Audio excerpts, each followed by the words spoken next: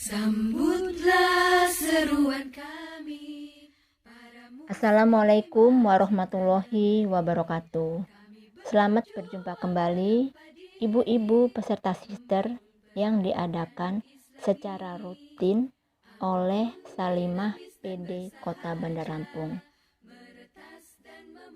Pada kesempatan kali ini, yaitu pada rangkaian sister seri 4, saya akan membahas bagaimana kita tangguh mengelola keuangan keluarga di masa resesi ekonomi.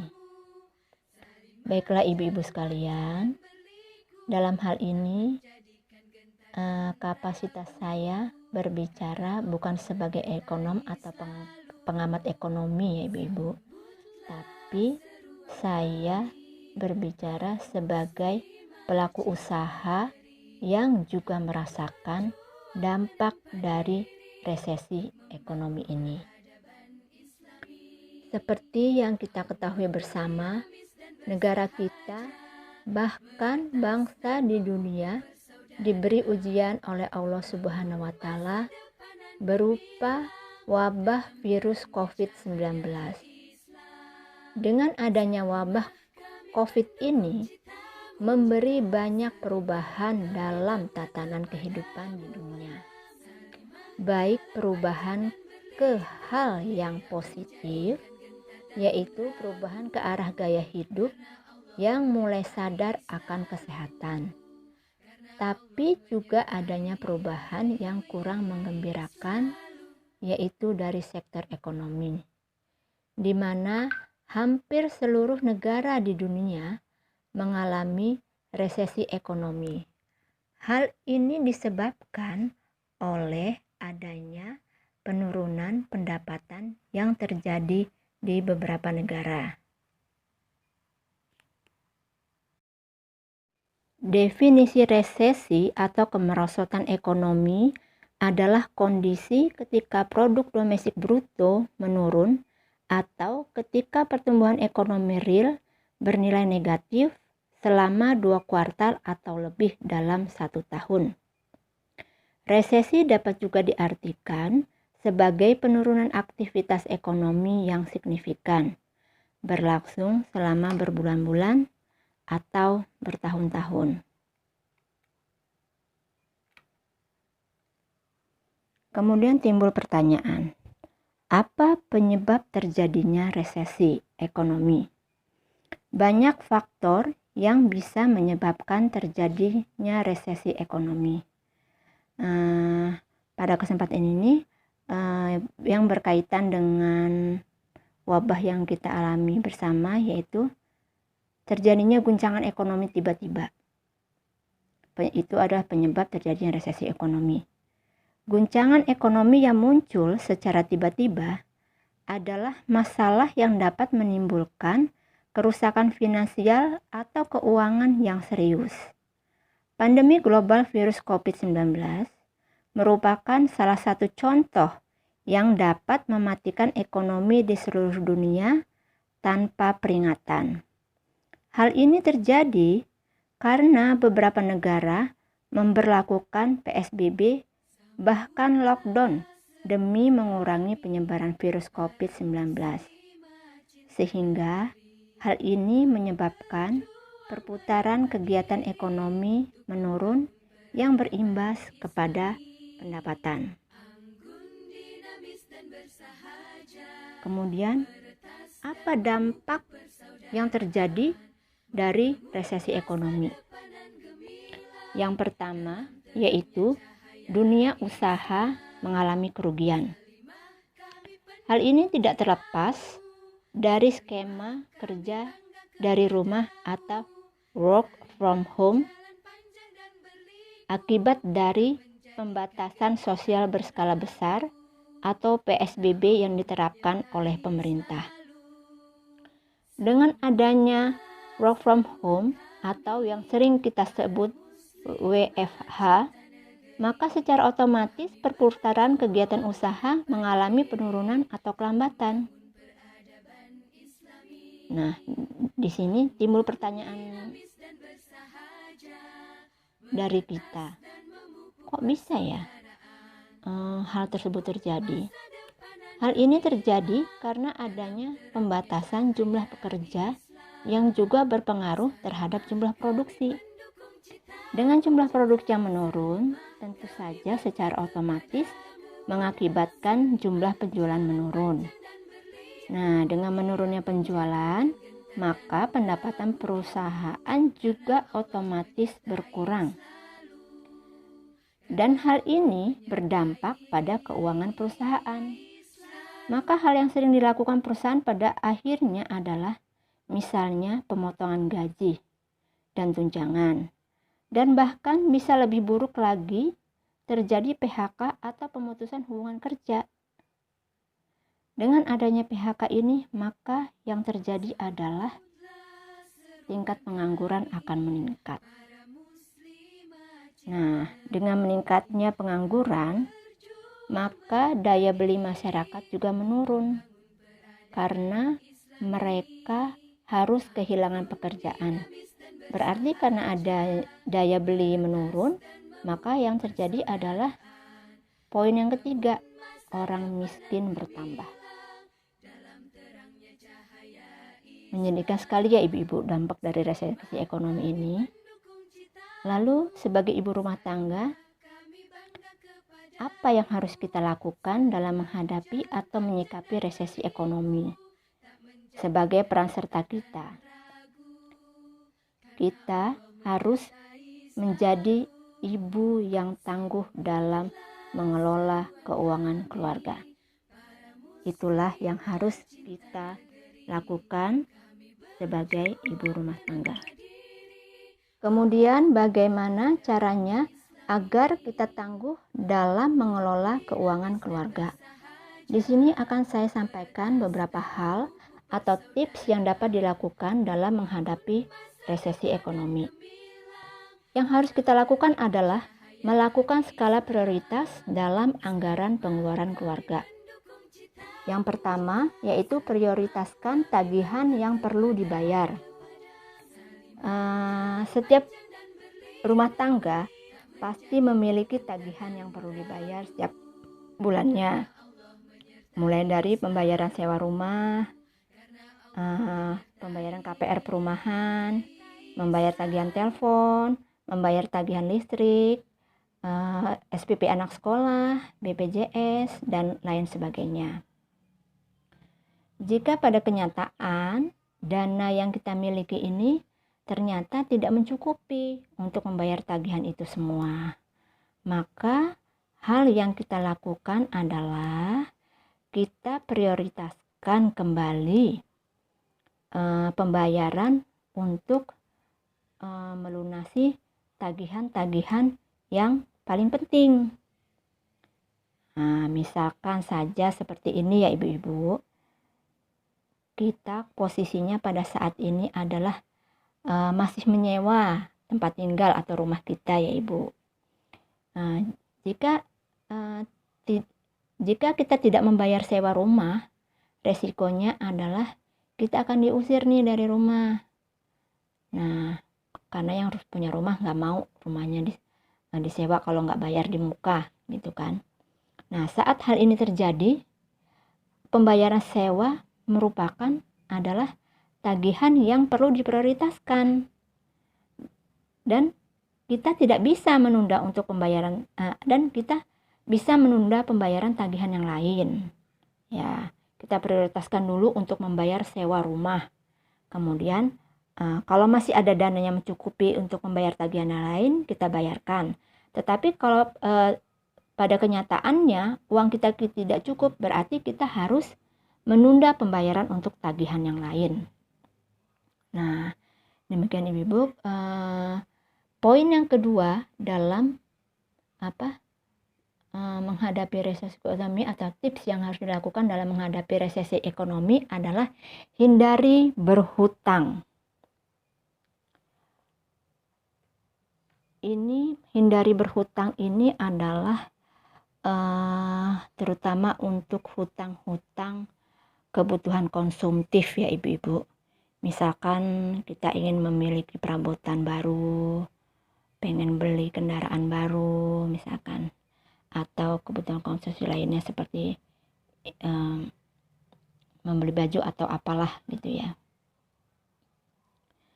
Itu sebaiknya kita hindari karena itu akan semakin menambah beban hutang kita. Nah, kemudian bagi ibu-ibu yang memiliki kartu kredit, waspada saat penggunaan kartu kredit. Karena kalau kita atau jangan sampai kita pernah menunda pembayaran kartu kredit.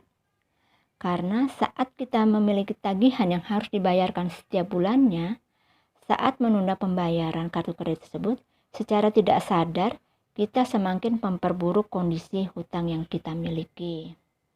Nah, ini sering terjadi dalam penggunaan kartu kredit ini, Ibu-ibu.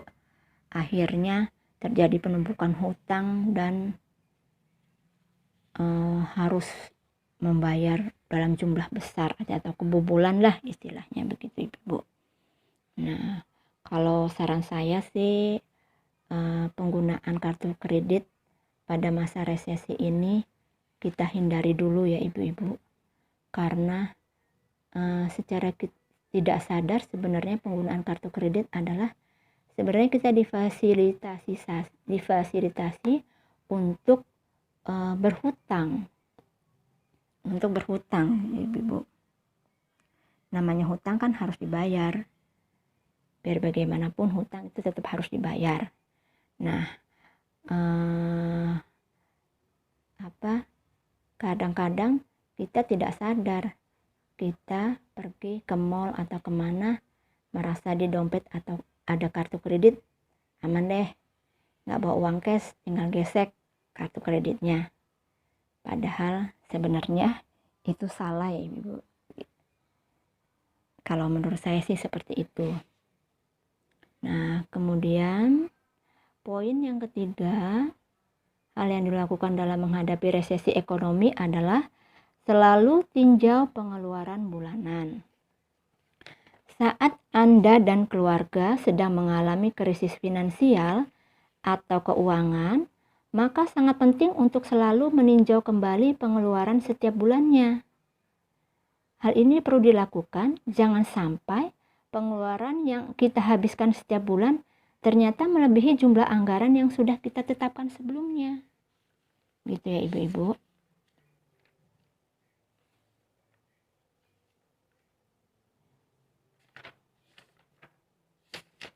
Nah, ada baiknya mulai dari sekarang, di setiap awal bulan, kita menerima gaji. Itu kita menganggarkan pengeluaran yang harus kita keluarkan.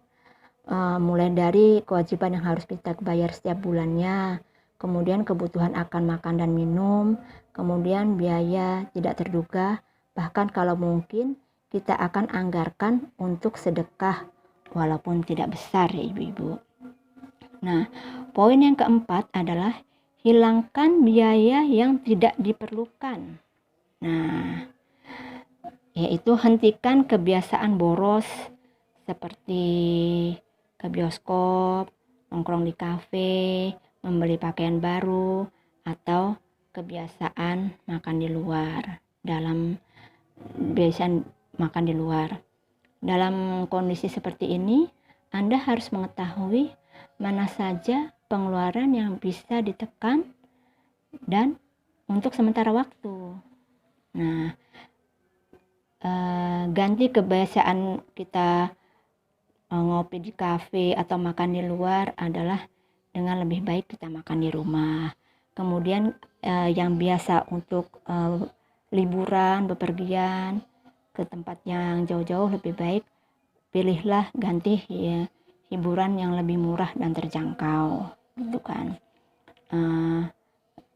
Ibu-ibu, kebiasaan hidup boros ini juga kan dilarang oleh agama, seperti yang tertuang pada Quran surat Al-Isra ayat 27 yang menyebutkan bahwa sesungguhnya pemboros-pemboros itu adalah saudara setan dan setan itu adalah sangat ingkar kepada Tuhannya. Nah, lebih baik yaitu tadi ya Bu, jangan biasakan hidup boros. Kemudian yang kelima adalah catat setiap pengeluaran yang Anda lakukan. Kenapa kita harus mencatat pengeluaran yang kita lakukan? Karena kita tidak akan pernah tahu apakah saat ini sudah mengikuti anggaran dengan benar. Jika kita memiliki catatan pengeluaran, secara otomatis kita kan bisa tahu nih Bu, hari ini misalkan kita mengeluarkan apa aja, besok apa aja, gitu kan. Nah, lakukanlah pencatatan ini untuk semua pengeluaran yang kita lakukan setiap harinya dengan cara mencatatnya di buku catatan. Jadi kita bisa melihat kembali apa-apa yang sudah kita keluarkan nanti di akhir bulan, gitu kan. Pada akhir bulan kita bisa lihat nih catatan kita. Di bulan-bulan sebelum di hari-hari sebelumnya kita udah melakukan pengeluaran apa aja sih kira-kira, gitu kan. Apa sih yang banyak kita keluarkan? Apa misalkan kita banyak mengeluarkan pembelian bensin, berarti kan kita banyak melakukan keluar rumah nih Bu ya. Itu kita tinjau lagi, kemarin tuh kita keluar rumah ngapain ya? Apakah untuk hal-hal yang penting atau hanya sekedar main-main saja? Nah, itulah gunanya kita melakukan pencatatan setiap bulannya. Nah, dalam melakukan pencatatan pengeluaran setiap bulan itu sangatlah berguna dalam melakukan penyesuaian anggaran. Nah, seperti pada poin 6, yaitu lakukanlah penyesuaian anggaran. Nah, ini adalah tips menganggarkan pendapatan saat krisis keuangan yang selanjutnya. Setelah melakukan pencatatan atas setiap pengeluaran dilakukan, maka kita akan tahu dengan mudah mengetahui pemborosan apa yang selama ini kita lakukan. Kemudian, perhatikan pos-pos mana saja yang selama ini membuat kita memboroskan banyak pengeluaran. Nah, dengan kita mengetahui ini semua, maka kita bisa melakukan penyesuaian anggaran dan pastikan kita memotong pengeluaran yang tidak terlalu penting. Jangan sampai karena kita mengeluarkan anggaran untuk hal-hal yang penting, akhirnya kita memotong anggaran untuk berbagai kebutuhan pokok yang penting seperti makan, minum, sewa rumah, dan lain-lainnya. Nah, kalau dirasa pendapatan kita selama ini tidak mencukupi ibu-ibu, poin yang terakhir adalah temukan sumber penghasilan baru. Berarti kita harus mencari penghasilan atau pendapatan tambahan lain di luar penghasilan yang sudah ada selama ini. Sebagai ibu rumah tangga, kita bisa melakukan yaitu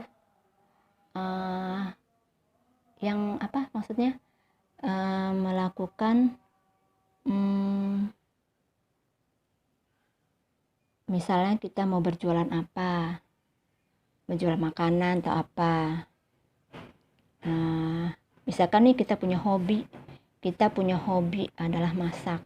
Nah, dari hobi bermasak ini bisa kita upayakan atau maksimalkan untuk mendapat perolehan tambahan buat keluarga. Misalkan kita berjualan makanan nih, karena kita hobi masak, kita jual makanan.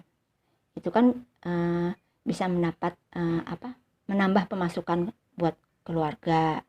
Atau kita bisa menjahit, kita bisa terima jahitan baju, atau kita buat handmade seperti spray atau apa yang kemudian kita jual sehingga akan menambah pendapatan buat keluarga.